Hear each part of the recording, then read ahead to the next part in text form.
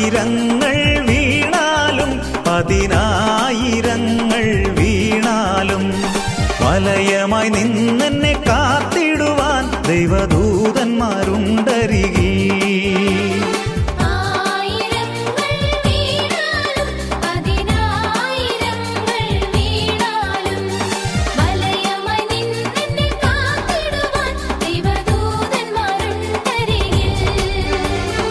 അസാധ്യമായി എനിക്കൊന്നുമില്ലല്ലോ, സർവശക്തനാം ദൈവമെന്റെ കൂടെയുണ്ടല്ലോ.